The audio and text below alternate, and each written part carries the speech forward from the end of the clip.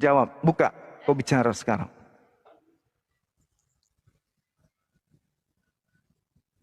Mute-nya Charles itu tadi aku mute. Ah, kenapa di mute? Gitu caranya ya, biar orang nggak dengar saya ya. Ya, coba kamu jawab. Kamu terima ndak informasi dari kitab yang kamu pegang itu? Kamu Terima. percaya ndak? Kan udah Oke, saya bilang sekarang Bang saya tanya. Zuma. Kan Udah, saya bilang, diam Bang Zuma, dulu, Amsal itu- diam dulu. Amsal itu Saya pemikirannya tanya. Salomo. Saya tanya. Ulangan 27 nomor 25. Terkutuklah orang yang makan suap untuk menyerahkan orang yang benar Iya, agar dibunuh. iya, Kamu percaya itu? Oke. iya, Ulangan 21 nomor 23. iya. Orang yang digantung terkutuk oleh Elohim tidak boleh mayatnya semalam-malaman di tiang salib. Pertanyaan saya samamu. Siapa yang terkutuk antara Yudas atau Yesus? Yesus yang menanggung kutuk, bos. Allahu Akbar, Masya Allah, Subhanallah. Itu Yesus menanggung kutuk ajaran pagan Roma. Jangan kau campur adukkan. Jangan kau Makanya campur gini, adukkan. Bang. Halo Bang. Jangan makanya gini, dicampur Bang. adukkan antara ajaran Bang. Kristen yang berasal dari Barat dengan ajaran Tuhan yang ada di Yahudi. Saya ulang lagi. Oke, Saya ulang. Bang. Sekarang Ulangan membandingkan cerita itu, Bang, 27. harus logika, Bang. Ulangan 27 nomor 25.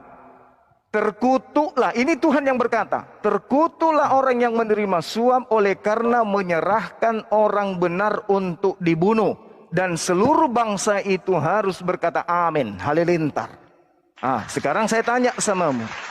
Siapa yang menerima suap dan menyerahkan orang benar untuk dibunuh di atas?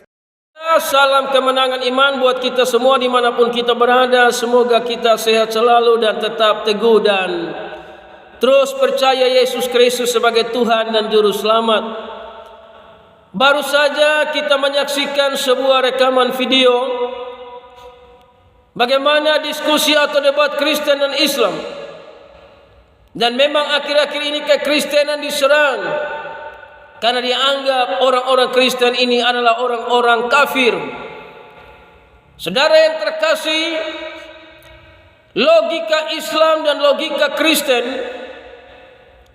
sampai dunia kiamat pun tidak akan bisa menyatu.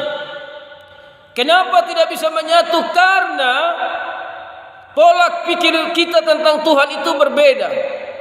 Kenapa berbeda? Karena Alkitab kita berbeda. Apa yang dituliskan dalam Al-Quran tidak sama dengan apa yang dituliskan dalam Alkitab. Walaupun ada mirip-mirip tentang sejarah nabi-nabi, namun tidak sama dalam penjelasannya, itu tidak sama. Saudara yang terkasih, dalam video tadi dari pihak Muslim bertanya siapa yang terkutuk, Yudas atau Yesus Kristus? Berdasarkan ayat-ayat yang disampaikan dari Ulangan tadi, karena dalam Ulangan itu juga bicara tentang 12 kutuk. Berdasarkan ayat Ulangan yang dia sampaikan, sudah pasti Yudas itu yang terkutuk. Kenapa Yudas terkutuk? Karena Yudas menjual orang yang tidak bersalah. Makanya akibat dosanya itu dia harus mati menggantungkan diri. Sehingga Yudas mati dalam keadaan terkutuk. Jadi kalau ada pendeta-pendeta bilang Yudas masuk surga, ini pemahaman yang salah. Karena Yudas mati dalam keadaan terkutuk. Saudaraku yang terkasih, berbeda dengan Yesus. Yesus mati bukan karena Yesus itu terkutuk. Karena Yesus itu benar dan kudus. Tidak ada satu kutuk pun yang ada pada Yesus. Namun Galatia 3 ayat 13 berkata, Kristus telah menebus kita dari kutuk hukum Taurat dengan jalan menjadi kutuk karena kita. Jadi Yesus Kristus menebus kita dari kutuk hukum Taurat dengan jalan menjadi kutuk. dia harus menjadi kutuk karena menanggung kutukan kita, menanggung dosa kita, menanggung setiap perbuatan-perbuatan jahat kita, saudara. Makanya saudara yang kekasih, Yesus Kristus itu telah menebus kita dari kutuk hukum Taurat dengan jalan menjadi kutuk karena kita, sebab ada tertulis, terkutuklah orang yang digantung pada kayu salib. Jadi saudara dan saya adalah orang-orang yang sudah ada di bawah garis kutuk dosa. Saudara yang terkasih, sejak Adam dan Hawa jatuh ke dalam dosa, maka kutuk dosa itu menjalar sampai ke mana-mana. Saudaraku yang terkasih, dan tidak ada satu manusia pun yang bebas dari hukum kutuk ini, saudara. Nah, tidak ada satu manusia pun yang terlepas dari kutukan ini. Makanya tidak ada satu manusia pun yang bisa masuk surga kalau dia tidak ditebus oleh darah Kristus. Ini bukan ajaran Roma. Ini bukan ajaran dari barat. Paulus itu bukan lahir di Roma. Paulus itu bukan lahir di barat. Dia orang Ibrani asli yang taat kepada hukum Taurat dengan satu keyakinan, dengan surat kuasa. Dia pergi ke mana-mana untuk membunuh orang-orang yang percaya Yesus. Tapi di kota Damsyik itulah dia ditangkap Tuhan, dan akhirnya dia menjadi alat dalam tangan Tuhan. Dia pergi memberitakan Injil kepada bangsa-bangsa yang tidak bersunat, yang tidak ada di dalam hukum Taurat, agar mereka menerima anugerah keselamatan. Makanya Injil ini sampai ke mana-mana. Makanya adanya kekristenan yang artinya percaya kepada Yesus Kristus sebagai Tuhan dan Juru Selamat. Jadi ini bukan ajaran Roma, bukan ajaran Barat. Kalau tidak ada Yesus, tidak ada kekristenan. Kita bukan ikut Paulus, kita bukan ikut ajaran Roma, kita bukan ikut ajaran Barat. Kita mengikuti apa yang dikatakan Yesus. Saudaraku yang terkasih di dalam Yesus Kristus, dalam Matius 16, pemberitahuan pertama tentang penderitaan Yesus dan syarat-syarat mengikut Dia, di ayat yang ke-21, sejak waktu itu Yesus mulai menyatakan kepada murid-muridnya bahwa Ia harus pergi ke Yerusalem dan menanggung banyak penderitaan. Dia harus menanggung penderitaan karena kita, karena dosa kita, karena kita terkutuk. Yesus sudah menyampaikannya, dan perkataan Yesus ini terbukti terjadi.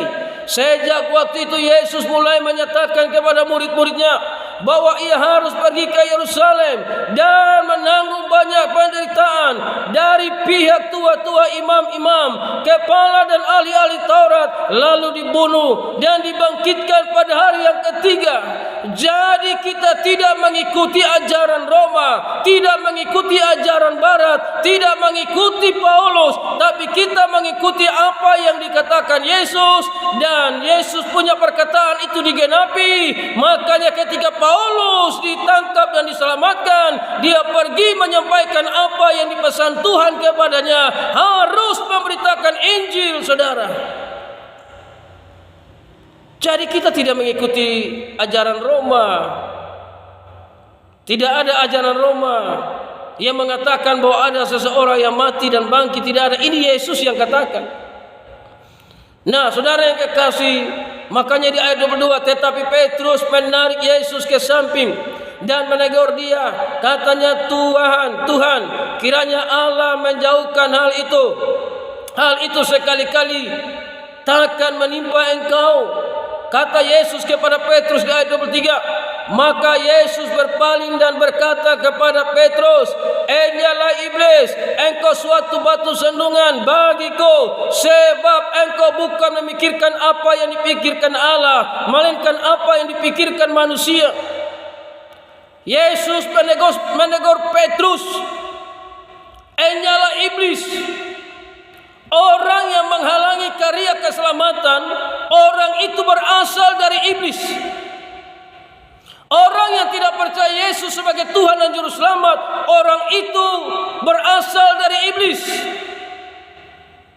Makanya Yesus berkata kepadanya, engkau menjadi batu sandungan, karena engkau tidak pikirkan apa yang dipikirkan Allah, tapi apa yang dipikirkan manusia.